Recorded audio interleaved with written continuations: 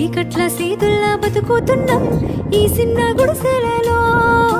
కంటోలు బియ్యమే తింటూ ఉన్నాం మన ఏళ్ళ లేదోరయ్యా.